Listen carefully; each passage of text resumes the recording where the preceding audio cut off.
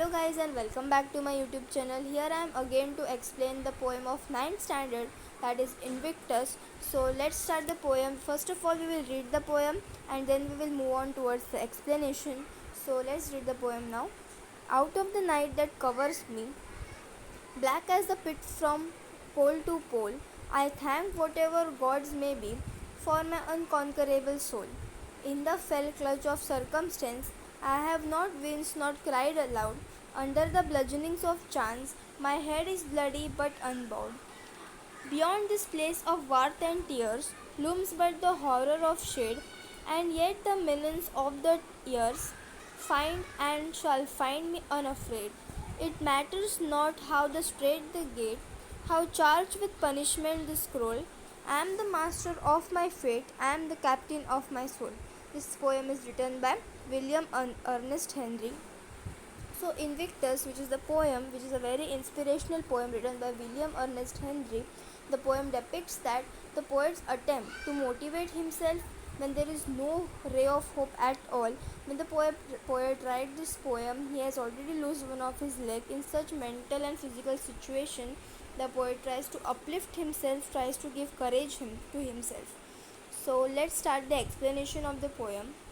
Out of this night that covers me, black as the pit from pole to pole, I thank whatever gods may be for my unconquerable soul.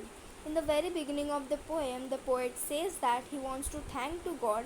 In fact, he admits that his life has no ray of hope, but rather his future seems to be dark as a pit hole.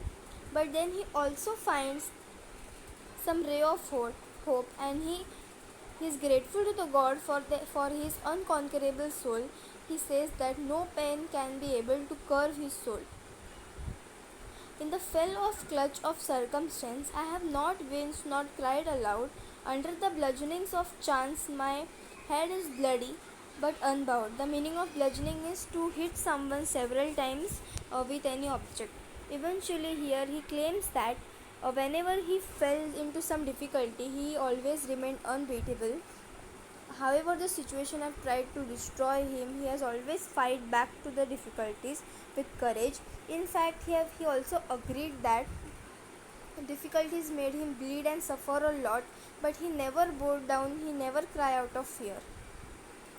Beyond this place of warmth and tears looms but the horror of the shade, and yet the millions of years find and shall find me unafraid. So in the third stanza, poet says that the horror has always lurked him behind, has always kept him behind, but it always finds him unafraid.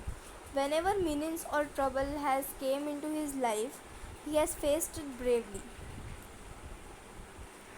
It matters not how straight the gate, how charged with punishment the scroll. I am the master of my fate, I am the captain of my soul.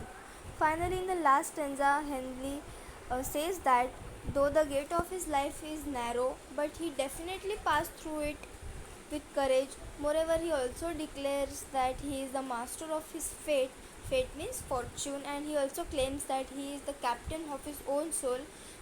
Difficulties cannot take over his soul, he will only rule his soul. So hence this poem motivates the readers to understand the fact that nobody can control our life. We are the master of our life. We have to make our life peaceful and beautiful. Henley ends his poem with a note that one should become friend and philosopher and guide of one's own soul. No one should rule our soul. We are the master of our own soul. So here we have finished the explanation of the poem. If you like the poem, if you like the explanation, please do hit the like button. Thank you so much.